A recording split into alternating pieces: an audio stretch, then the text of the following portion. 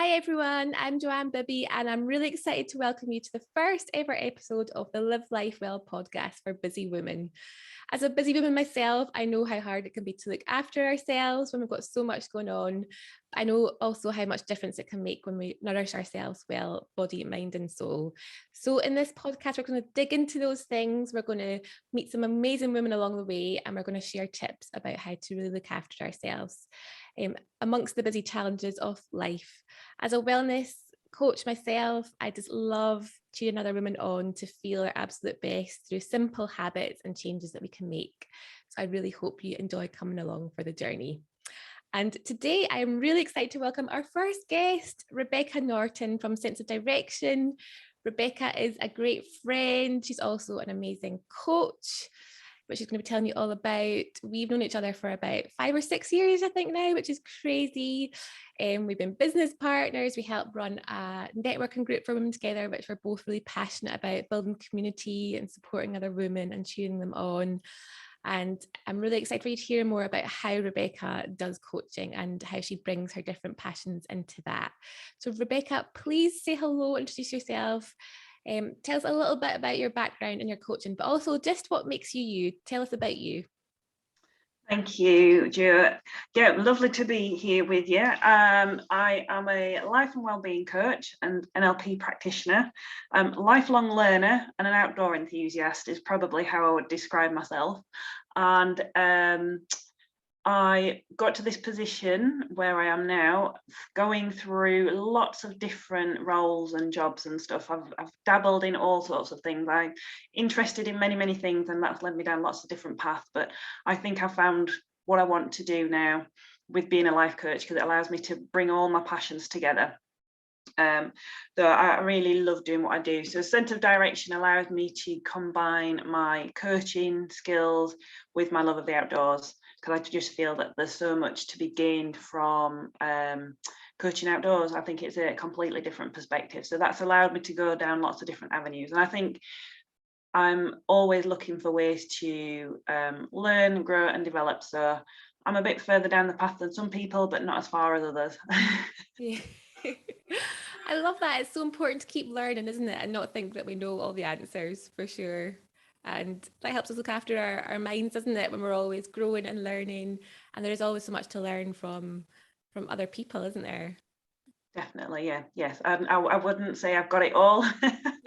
I think that's the joy of learning in life, though, isn't it? So yeah, I really do enjoy what I do. I feel very privileged to be in this position, working with people to help them find fulfillment in life. Oh, I love that.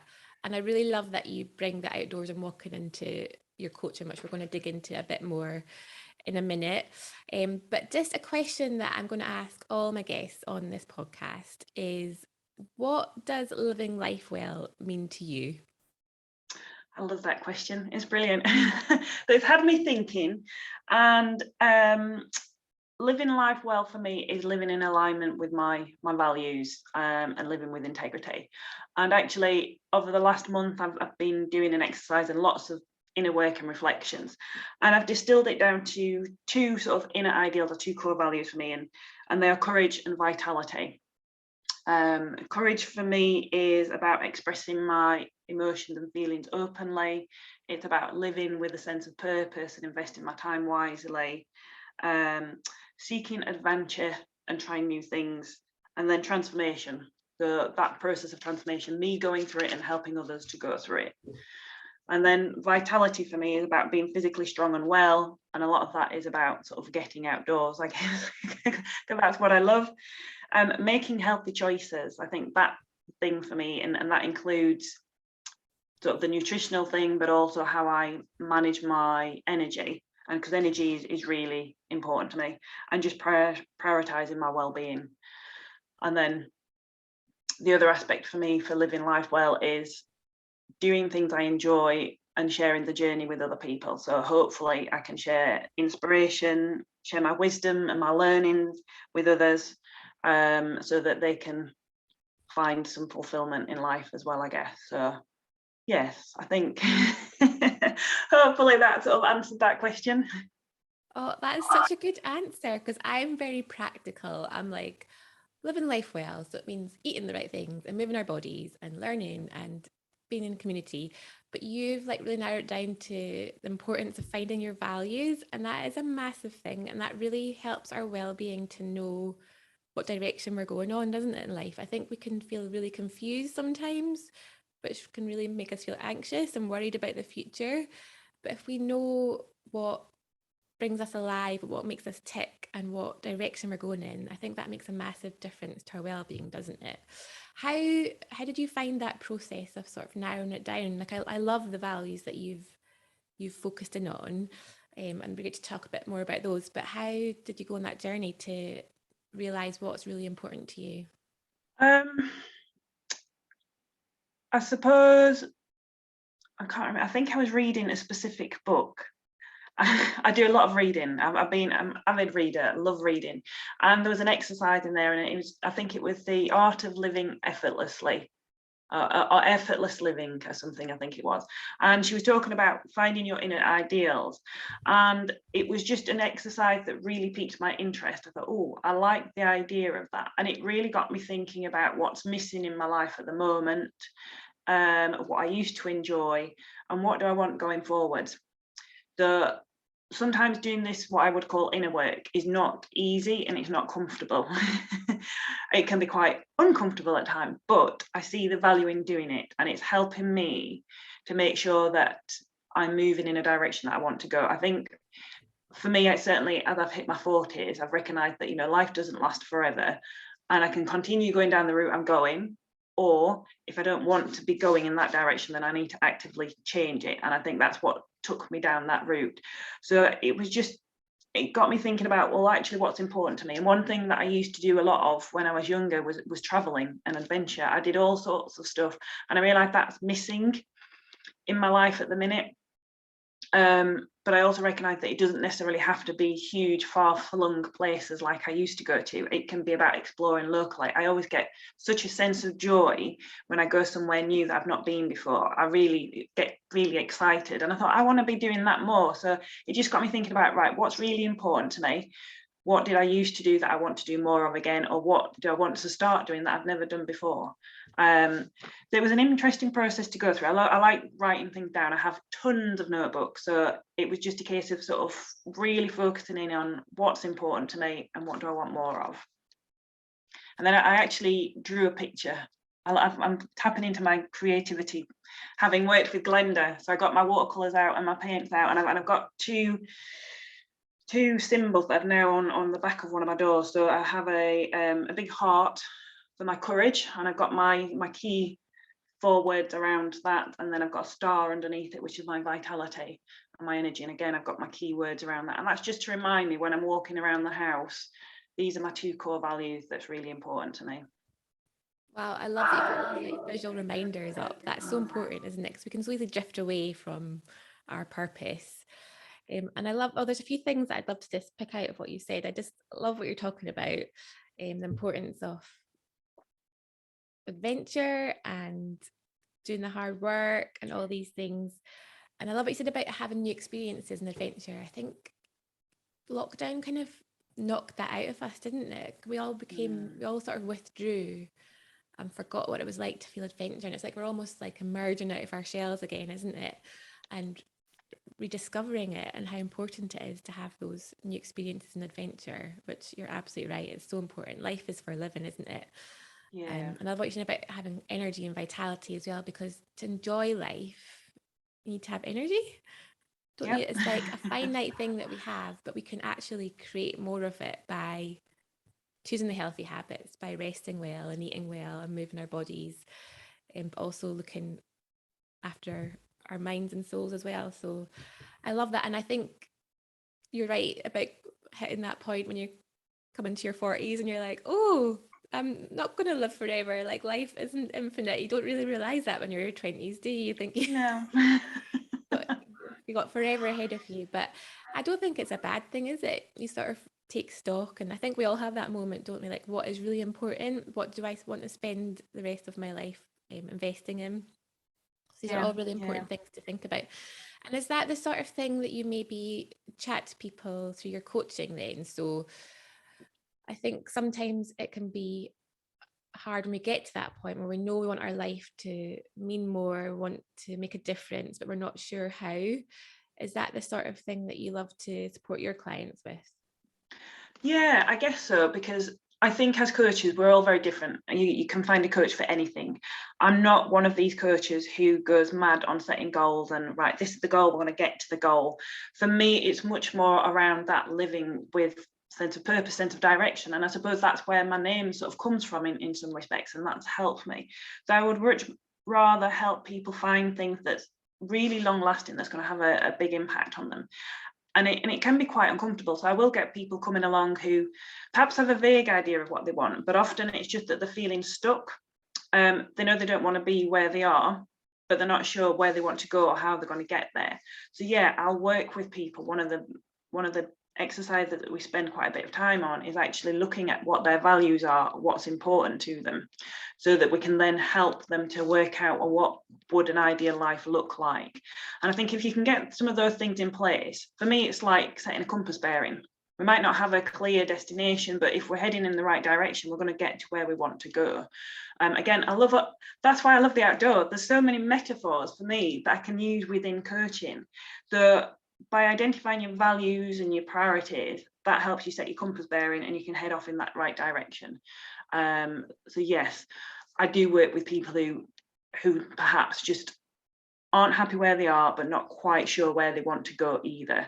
But it's just they know they need a change, and it's helping them to find that confidence to do it, because it can be uncomfortable.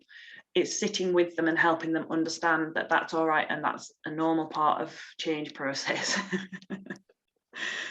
Yeah, and I think that's the beauty of having someone else sit alongside you when you're going through that. Like, we're not meant to do life alone, and sometimes we feel we're facing these big decisions and we have to make them by ourselves. But I'm having some coaching just now, and I'm going through quite a lot of changes and just reevaluating my purpose and calling and things like that. And it has been hard. It's been quite painful and uncomfortable. I'd say at times you're almost like feel quite exposed, because I think you can really kid yourself on a lot of the time when it's just you and your thoughts. You can hide from things and convince yourself things mean otherwise. But Yeah. having someone come alongside you who'll just give you some tools and freedom to like outwork things externally, so they're not just going round and round your head, and challenge you, not in a harsh way at all, but in a caring way to see you moving forward, is really powerful. What would you say to someone who is thinking about getting some coaching or who is feeling a bit stuck? What's the value that you as a coach or coaches in general can offer people in that situation? Yeah. It's always worth finding a coach that you feel comfortable with. That's the key, because like you said, this journey can be quite uncomfortable. You can feel quite exposed and quite vulnerable. So you need to feel comfortable with this person. But a coach is there's someone who will take the time to really listen to what you're saying and maybe what you're not saying as well. We pick up on that and help you dig a little bit deeper to understand yourself better. We don't give you the answers, but we help you find the answers for yourself. And that's a really, really empowering process, I think. It's about asking questions in a different way.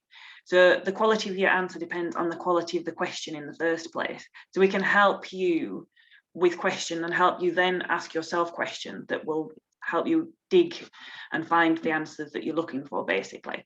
And it's also about giving you tools and techniques to help along the way. So I'm a big believer in helping people with their mindset as well. So we'll work a lot on mindset, and that's something. So there is some sort of skill development along the way with coaching, but it is that very safe environment where you're not going to be judged. You can share your ideas. It doesn't matter if they sound weird and wacky. I see myself as a bit of a cheerleader of someone. And like you say, it's not to give people an easy ride. I will challenge people, but I challenge people in a gentle way that allows them to grow and develop, and if they make mistakes, then that's fine too. That's how we learn. So it's a really supportive process that empowers you on a long-term basis. That's great. And we all need a cheerleader sometimes, don't we? For sure. Yeah. That's really important that we have cheerleaders in our lives. And do you, as a coach, do you also receive coaching, and is that part of your practice? Yeah. I I worked with a couple of coaches as I was going through my coach training. And then, yes, I will always seek to work with somebody. There'll be points where I'll just get on with things myself, but then there's points where I recognise that actually I'm ready for the next step myself. So I'm working with somebody at the moment to help me sort of move along on a slightly different route, but it's still coaching in some respects to help me develop and grow. I continuously read. I love reading. I'll often listen to YouTube videos or other presentations and things. And also, I'm the chair of Three Shires Coaching Forum, and that's a monthly forum. We have either online or in-person meetings, and there's a lot of sharing in there, and people will come and do presentations and lots of discussion. So CPD and keeping up to date with my skills and practicing what I'm preaching is really, really important to me. Oh yeah, and I can see that. I can see how invested you are in personal development. I can see how passionate you are and how much you're always growing in that. So that's really great to see.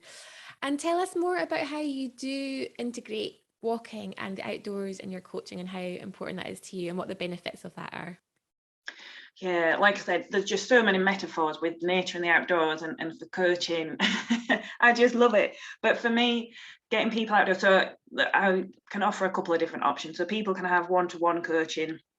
And we can do that through coaching walks. I've worked with a number of clients where we've met and we've walked. It doesn't even have to be anywhere particularly special. We've walked around Sheffield town centre, or we've walked in sort of parks and recreation grounds and all sorts. So it's partly about getting outside because you've got more space. I think sometimes when we're in an enclosed space, you've literally got a physical barrier around you. So having outdoor space allows energy to flow in a different way. But also the movement encourages a change of state. So we often feel more energized when we're moving. We have a different flow of ideas and things. So it can generate sort of more problem-solving thinking rather than being stuck, I think. And just a change of perspective, literally a change of perspective, especially if you are out in the countryside, because we can see different things. And when we're high up, we get a different perspective because we can see above things. And sometimes I think that's what coaching is. It's about coming above the problem so we can look down on it and see the bigger picture. So it's just really, really helpful. And it's great for your well-being as well. Being outdoors is so good for your well-being. I love it when it's quite breezy because it literally blows energy into me and any negativity out of me. It's so refreshing. So I think being outdoors is great for your well-being. It's great for the problem solving and creative thinking, and just helps you see things from a completely different perspective. Yeah, there's so many benefits, isn't there, mentally and physically, to getting outside, moving your body, getting some vitamin D on your skin. Yep. And yeah, movement is just so important to our physical and our mental well-being, isn't it? And I think a lot of us as busy women, we can be put off at thinking we have to make time for an exercise class or an hour's running, but walking is so great. Like most people can do it, and it's really easy just to fit into your day-to-day life, isn't it? I try most days just to get out first thing for half an hour, and it just really sets you up for the day. Like you're saying, getting out of the house, in a big open sky, just thinking through your day, moving your body, getting your blood going, getting your creative juices going. It's just so good for you. You notice a difference, don't you, the days that you don't? And I know you are quite into your fitness, like you do run a bit, don't you? And you do go on hikes and things, but you don't have to have a high level of fitness to walk and move, do you? No, I think that's the thing, isn't it? Yeah, with walking is that you can tailor it to the amount of time you've got, the ability level. You only need to do is put a comfortable pair of shoes on, and that's it. Yeah, and they say half an hour a day is actually plenty to really improve your mental health and your well-being, isn't it? Your physical well-being, to have a longer, happier, fitter life. Just move for half an hour. Yeah. So do you think that can be a barrier? Do you think how do you encourage women just to fit that in a bit more, just to get out and get moving? I think it's just fitting it into those pockets of time.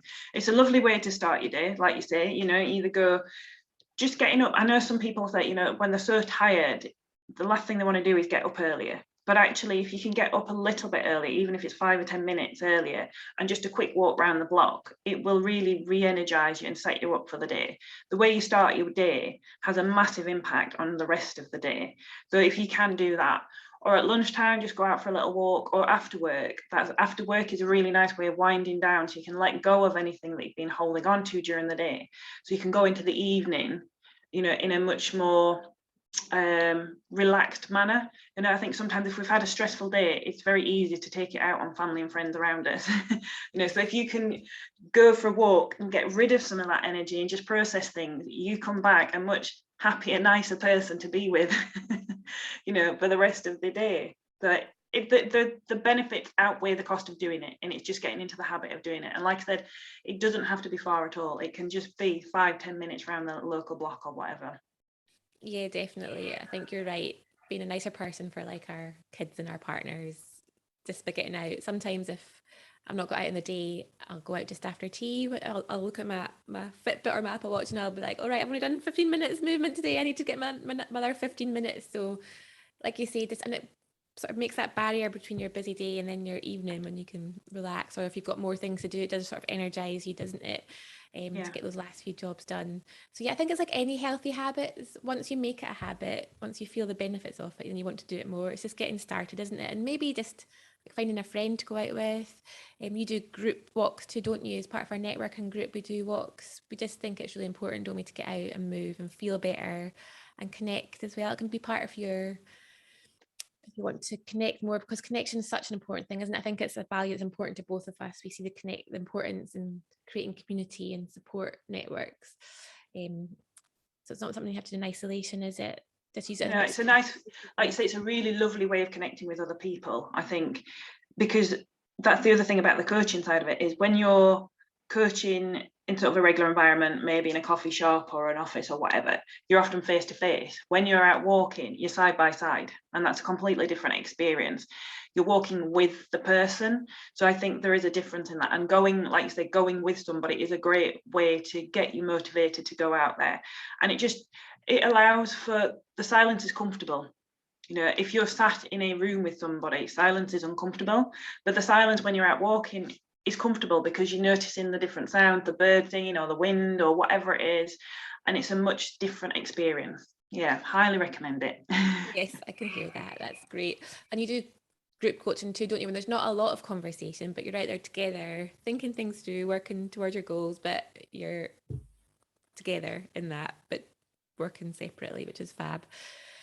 So just before we finish up, I do have one more question to end with, but before we get to that, tell us quickly about your retreats that you've started and what the value is in taking more than half an hour out of your day to work on yourself. Yeah, oh, the retreats are wonderful, and it's so nice to have you as part of them as well. So it taps into my love of the outdoors and my coaching. So there's elements of walking, mindfulness, coaching on there, and reflective activities. And then there's a lovely lady called Glenda Strong, who's an artist and illustrator, also very keen on well-being.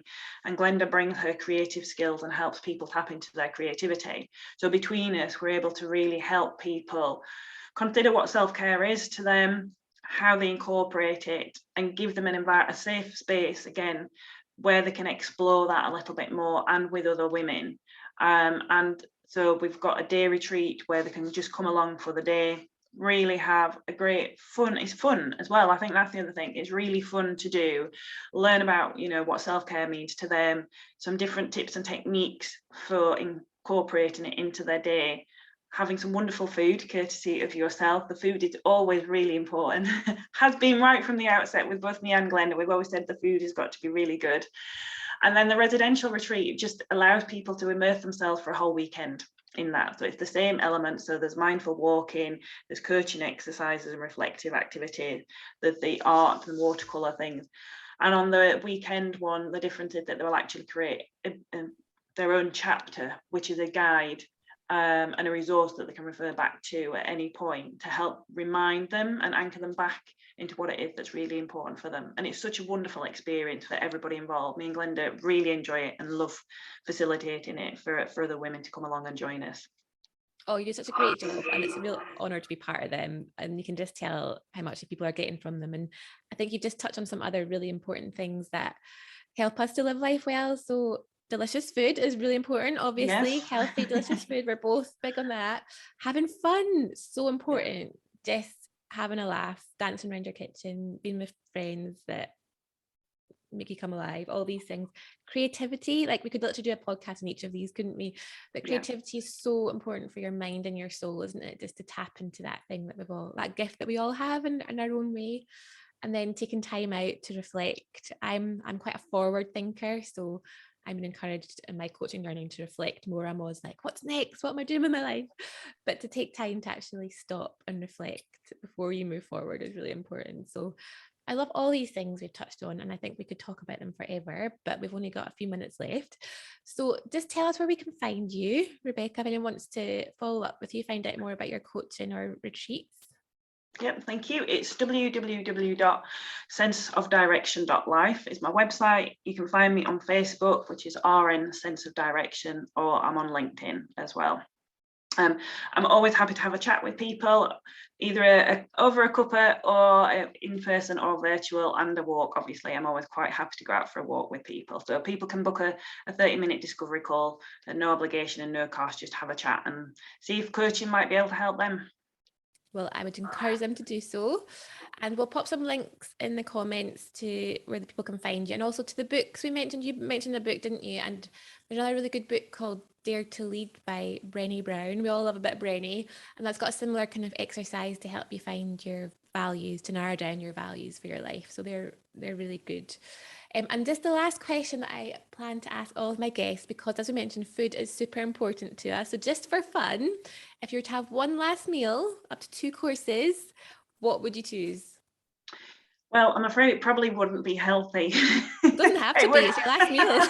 Exactly. It would be fish and chips, good old fish and chips from the seaside, and ice cream. So I have a very tiny little freezer at home. I only have one of these little freezer compartments. I just don't have room to have ice cream in my freezer. So when I get the opportunity to have ice cream, I'll always have ice cream as well. But the big question is, what flavor? Mint chocolate chip is my go-to. Nice choice. Yeah. I had some great chips at Scarborough on Saturday. We were just talking about that before we came on the call, weren't we? So it's a good choice. But yeah, it doesn't have to be healthy, does it? If it's your last meal. Healthy is great, but you got to have a treat sometimes, don't you? Yeah. Good old fish and chip. It always tastes better at the coast, I think. Oh, 100% with some fresh air. Yeah. Amazing. Oh, thanks so much for your time today, Rebecca. It's been so lovely to chat. And yeah, get in touch with us if you have any questions. But it's been so lovely to spend time with you today and dig in some of these things. So we'll see you all back soon for the second episode. Thank you very much for having me. Pleasure. Great to see you.